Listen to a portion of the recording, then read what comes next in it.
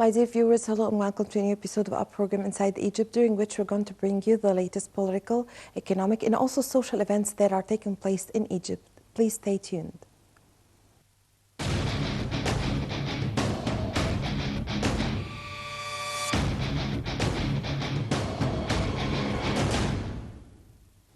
President Abdel Fattah al-Sisi held a meeting with the members of the committee assigned to inspect and revise files of detained youth according to resolutions issued by the first Youth National Conference held in the Red Sea resort of Sharm el-Sheikh. The president's spokesman Ala Yusuf said that the president expressed his appreciation over efforts exerted by the committee in probing files of the detained youth, reiterating that the process is the outcome of the latest conference, which is considered a civilized pattern for holding dialogues and discussions with the youth of different affiliations and trends. The details in the following report by Nile TV's Hala al-Hamalawi.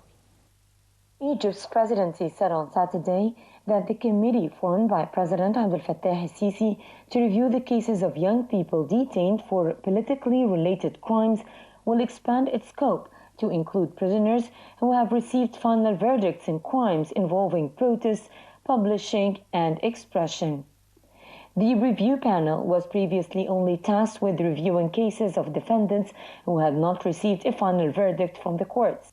Committee member Karim al-Sa'a confirmed that 83 detainees will be released in the upcoming 48 hours. Al-Sa'a said that the list of pardons includes 83 names at a first batch who should be released in 48 hours. He added that more batches will follow and that the work of the committee will continue until the reviewing of the last batch. The panel was commissioned by President Abdel Fattah al-Sisi during the National Youth Conference held in Sharm el-Sheikh in late October and is tasked with reviewing the cases of young people held in detention for non-violent political-related crimes. According to the presidency statement, the committee has been in communication with the National Council for Human Rights and the Parliamentary Human Rights Committee, as well as political parties, unions, rights organizations, and the families of the detainees. The committee is also coordinating with the Interior and Justice Ministries.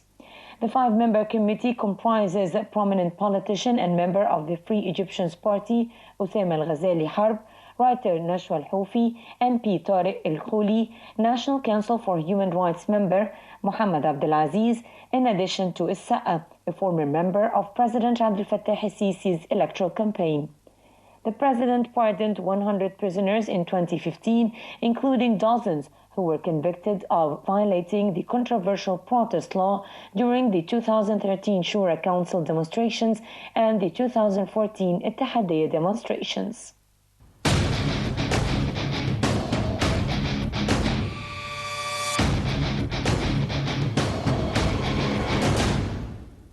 Well, the IMF on Friday approved a $12 billion loan to Egypt after the Funds Board approved the Egyptian economic program. After the approval, the Central Bank of Egypt received $2.75 billion loan tranche. Central Bank Governor Tariq Amir said that this tranche will help to raise the bank's foreign reserve to $23.5 billion. Details in the following report by Hala al-Hamalawi. The Central Bank of Egypt, CBE, has confirmed that it received on Friday an initial $2.75 billion from the International Monetary Fund, IMF, following the board's approval for Egypt's $12 billion loan. CBE Governor Tariq Amir said that the IMF dispatched the initial batch to Egypt immediately following the board's approval on Friday. Further disbursements will depend on the country's economic performance and implementation of reforms, according to the fund. Amir also said that the loan will have the country's foreign reserves jump to more than $23 billion from the current $19.04 billion registered at the end of October. Egypt relies heavily on imports and has been suffering from an acute foreign currency shortage since 2011. In mid-August, Egypt reached a staff-level agreement with the IMF over the loan after the IMF endorsed the Arab nation's fiscal reform program, which the government embarked on in 2014 in an attempt to curb the growing state budget deficit estimated at 12.2% of GDP in 2015-2016. The program includes cutting subsidies and the introduction of new taxes, such as the newly ratified value-added tax. The reform program will help Egypt restore macroeconomic stability and promote inclusive growth, the IMF board said in a statement. Following Friday's announcement, the official exchange rate of the greenback has already fallen to an average of 15.9 Egyptian pounds per US dollar on Saturday, from a registered 17.8 Egyptian pounds prior to the weekend. The parallel markets activity has fallen since the CBE's decision to float the country's last week.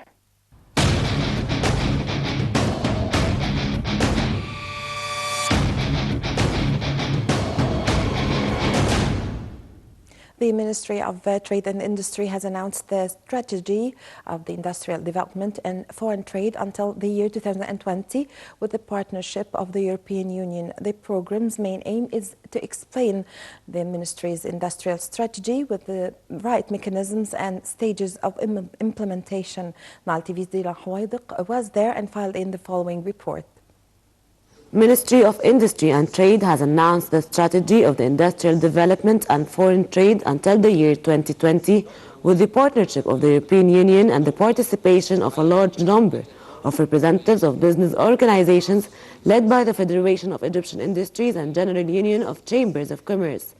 The conference main aim was to explain the industrial strategy till the year 2020 with the right mechanisms and stages of implementation.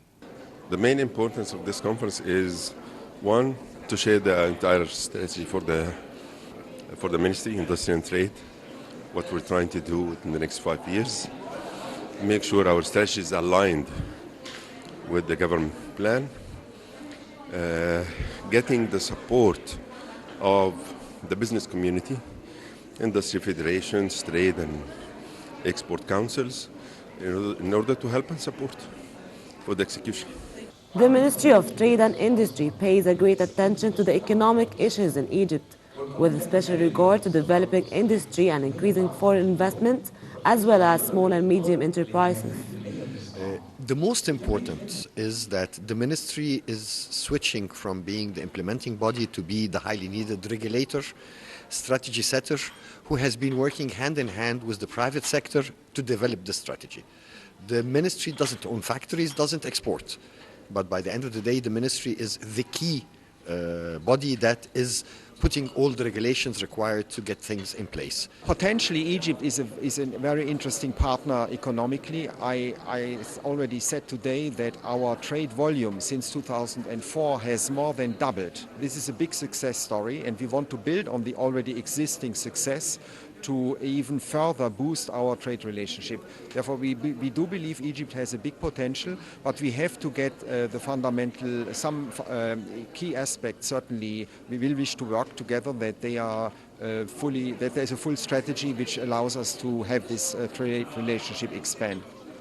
The conference has also included holding 11 panel discussions to showcase 6 major sessions, including innovation, development of small and medium enterprises, energy, as well as technical education. Launching the Industrial Development and Foreign Trade Strategy for 2020, and with the attendance of Minister of Trade and Industry Tariq Qabil, and with the attendance of big representatives from companies, is a great opportunity to review challenges and opportunities that face the sector. Dina Hawaidiq, Nile TV International.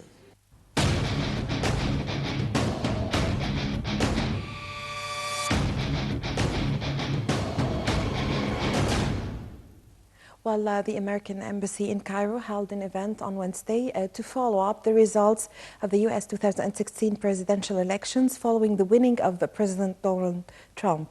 Nile TV's Linda Abdulatif conducted the following interview with the economic expert Basant Fahmy to shed more light on the U.S. economic status under the ruling of Trump. Thank you so much for joining us today, Nile TV. Pleasure, my pleasure. Now, ma'am, after Donald Trump has won the U.S. elections, what are your expectations regarding how the United States economy will be like and accordingly its impact on the global economy? Being a businessman, his speech was totally concentrated on that issue, which are the economic side. He made a very big promise to the U.S. citizens or the United States. He's going to double the GDP. That's a big objective, and I hope he can achieve, because the growth of the GDP of the United States affects the whole world. He talked as well about the globally, meaning he talked about the globe, the wealth on the globe, and that he has been thinking for a very long time, how can he develop all those resources and wealth across the globe for the good of humanity. And he said, I'm going to concentrate on that issue, cooperating with every country on earth to develop its resources with the assistance of the United States. So I think, to me, this is good news, because we have been expecting a lot, the American investors. They are the largest and the biggest, and they're very technically advanced. And on the other hand, we are a very well-diversified economy. We have a lot of wealth, as he mentioned, not only in Egypt, but over Africa and the Middle East. So I think, to us, to the world, that's a very positive speech. He concentrated on the economic side. And when he talks about economy, it means stability, it means peaceful treatment, it means social security systems, because you cannot have development of economy without this. So he talked about economy, but between brackets, he has to develop an environment all over the world which could attract and develop the economy well. So to me, that's a very positive speech. Well, what about the Egyptian-American economic relations? What are your expectations regarding that in light of Donald Trump being in power now? I think his speech gives a very positive signs. Egypt, I repeat, is a rich country, very well-diversified economy. Opportunities are left and right. It's the entrance to the Africa ever since the pharaohs.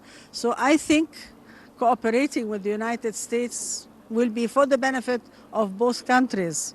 But again, what is really more important as well, when you talk about developing investment, you have to ensure stability. And this is a positive thing, because he knows that he will never come and invest in an area which is boiling. So if he wishes to use those wealth, he will help us as well and help the whole world, the United States, to stabilize, to pass, because we have been passing through very tough periods in the past. Dr. Passant, thank you so much for joining us today on Nile TV International. Thank you very much, and I felicitate the American people and Mr. Trump.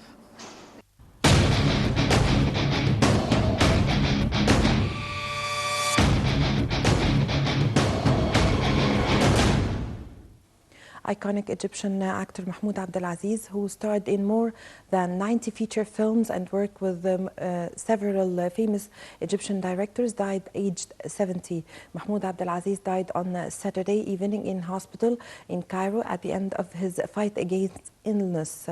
His funeral was held on Saturday in a mosque in the suburb of the capital. More on the late star's career in this report. The Ministry of Culture announced on Saturday evening the death of actor Mahmoud Abdelaziz, one of Egypt's most renowned television and film actors in the past 40 years, after a long struggle with illness. Abdelaziz was born in Wardiyan, Alexandria, on the 4th of June 1946. He graduated from the Department of the Agricultural Science at Alexandria University in the 1960s. Abdelaziz came to the limelight in the 1970s TV drama Ad-Dawama, or The Well Poor, where he co-starred with renowned actors Nili and Mahmoud Yassin.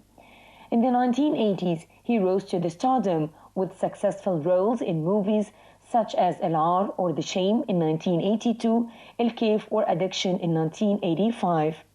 He also captured millions of TV viewers' attention and admiration with his role as an Egyptian spy in Israel in the 1950s and the 1960s in the famous trilogy of Ra'fat al-Haggin. His other remarkable films include El-Kit Kat in 1991 and Al-Sahir or The Magician in 2001. Throughout his decades-long career, Abdelaziz starred in over 100 movies and numerous television series. Abdelaziz was hospitalized last month after a bout of illness and was said to have been in a coma since then.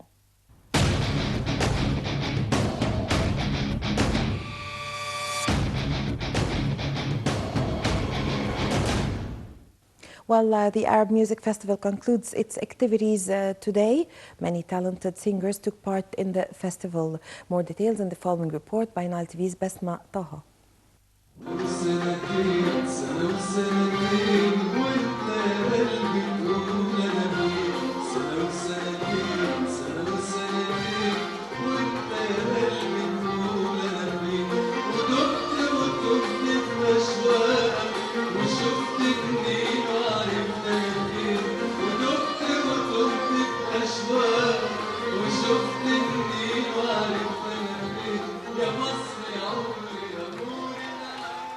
The Arab Music Festival, in its 25th round, continues its activities. Many young singers took part in the festival, like artist Ahmed Ashour and singer Hussein Hosni, who sang a song for the great artist Farid al-Atrash.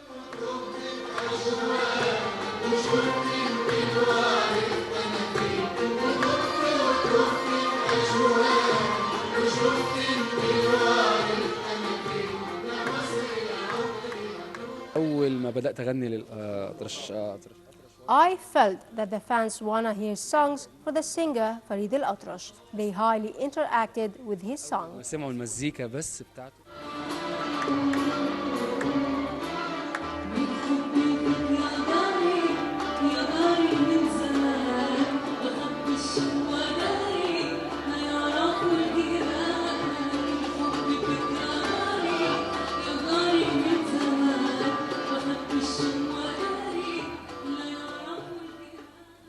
The Arab Music Festival is keen on presenting new singers like Sabrine Negeli and many others in order to encourage them.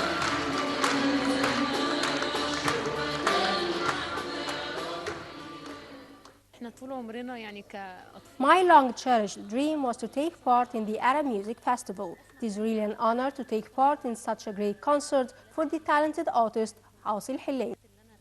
أتمنى من قلبي يعني اللي أنا أشارك فيها.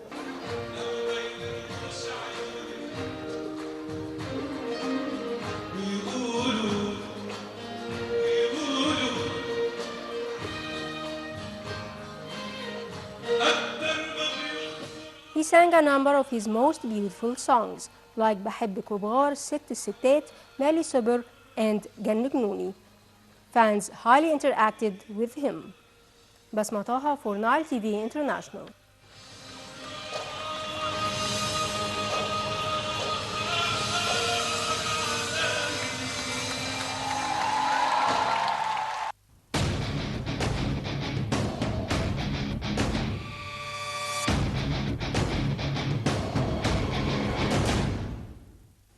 Well, with this, my dear viewers, we come to the end of this episode of our program Inside Egypt, during which we've brought you the latest political, economic, and also social events that are taking place in Egypt. I hope you've enjoyed being with me. Please wait for me next Sunday. Until then, it's goodbye.